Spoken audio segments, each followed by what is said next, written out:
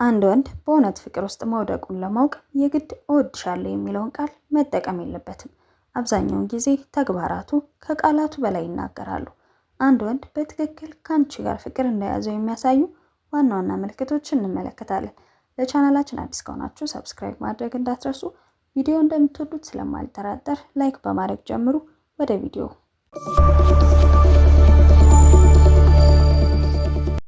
አንደኛ፣ ትኩረትና ትዝታ። ፍቅር የያዘው ወንድ ከአንቺ ጋር ሲሆን በሀሳብ አይበታተንም። የምትናገሪውን ነገር ትንሽም ቢሆን በትኩረት ያዳምጥሻል። በኋላም መልሶ ያስታውሰዋል። ለምሳሌ የምትወጂውን ቀለም፣ የልጅነት ትዝታሽን ወይንም በጨረፍታ የተናገርሽውን ፍላጎትሽን ካስታወሰ ትልቅ ቦታ ሰጥቶሻል ማለት ነው። ሁለተኛ፣ ጊዜውን መስዋዕት ማድረጉ። ለአንድ ሰው ያለንን ክብርና ፍቅር የምንገልጽበት ትልቁ መንገድ ጊዜ ነው።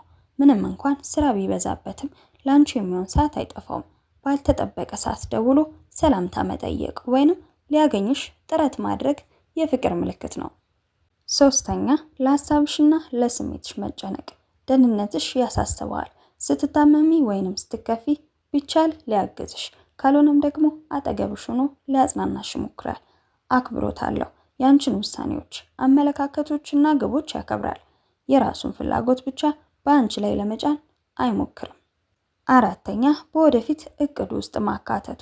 ስለ ነገ ወይንም ስለ ረጅም ጊዜ እቅዱ ሲያወራ እኔ ከሚለው ይልቅ እኛ የሚለውን ቃል መጠቀም ከጀመረ ህይወቱን ከአንቺ ጋር መገንባት እንደሚፈልግ ማሳያ ነው። እንዲሁም ከጓደኞቹና ከቤተሰቦቹ ጋር ሊያስተዋውቅሽ ፍላጎት ካለው ግንኙነቱን በቁም ነገር እንደያዘው ያሳያል። አምስተኛ፣ ትናንሽ አሳቢነቶች። ትክክለኛ ፍቅር በትላልቅ ስጦታዎች ብቻ ሳይሆን በትናንሽ ነገሮች ይገለጻል። ለምሳሌ መንገድ ላይ ስትራመዱ ጥንቃቄ ማድረጉ፣ ምግብ በላሽ ወይ ብሎ መጠየቁ፣ ስትሳሳች እንኳን በለሰለሰ መንገድ ሊያስተካክልሽ መሞከሩ። ስድስተኛ፣ ተጋላጭ ለመሆን አይፈራም። ወንዶች አብዛኛውን ጊዜ ጠንካራ ሆነው ለመታየት ይሞክራሉ።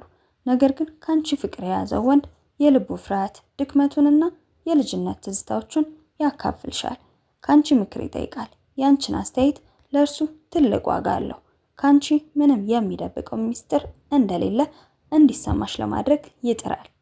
ሰባተኛ፣ ለአንቺ በተለየ መልኩ ይከላከልልሻል። ይህ ማለት የባለቤትነት ስሜት ወይንም መቆጣጠር ማለት አይደለም። ይልቁንም በሰዎች ፊት ያከብርሻል። ማንም እንዲንቅሽ ወይንም እንዲያሳንስሽ አይፈቅድም። በጨለማ ስትሄጂ ወይንም ብቻሽን ስትሆኚ ደህንነትሽ ያሳስበዋል። ችግር ሲገጥምሽም አይዞሽ እኔ ያለሁልሽ የሚል ስሜት በተግባር ያሳይሻል። ስምንተኛ፣ ከአንቺ ጋር ለመመሳሰል ይሞክራል። ይህ ሳያውቀው የሚያደርገው ነው። ተግባር ሲሆን የምትጠቀሚያቸውን ቃላት ወይንም የንግግር ዘይቤ መጠቀም ይጀምራል። ያንቺ የሆኑ የትርፍ ጊዜ ማሳለፊያዎችን ወይንም የምትወጃቸውን ነገሮች ለመውደድ ይሞክራል። ለምሳሌ የምትወጂው ሙዚቃ አብሮ ማዳመጥ አይነት። ዘጠነኛ፣ ወጥ የሆነ ባህሪ። ፍቅር የያዘው ወንድ ዛሬ መጥቶ ነገ አይጠፋም። ስሜቱም አይዋዥቅም። ዛሬ ጥግ ደርሶ አፍቅሮሽ ነገ እንደማያውቅሽ አይሆንም። ቃሉን ይጠብቃል። እመጣለሁ ካለ ይመጣል፣ እደውላለሁ ካለ ይደውላል። ይህ ላንቺ ያለውን አክብሮት መግለጫ ነው። አስረኛ፣ መልክሽን ብቻ ሳይሆን ማንነትሽን ያደንቃል። አንድ ወንድ ቆንጆ ነሽ ብቻ የሚልሽ ከሆነ ስሜቱ ላዩን ሊሆን ይችላል። ነገር ግን ለጥንካሬሽ፣ ለብልህነትሽ ወይንም ለደግነትሽ አድናቆት የሚሰጥሽ ከሆነ ሜካፕ ባልተቀባሽበት ወይንም ባልተጋጋጥሽበት ጊዜ እንኳን በአድናቆት የሚመለከትሽ ከሆነ ውስጣዊ ማንነትሽን ወዶታል ማለት ነው። አንድ ነገር ላሳስብሽ፣ እያንዳንዱ ወንድ ፍቅሩን የሚገልጽበት መንገድ ይለያያል።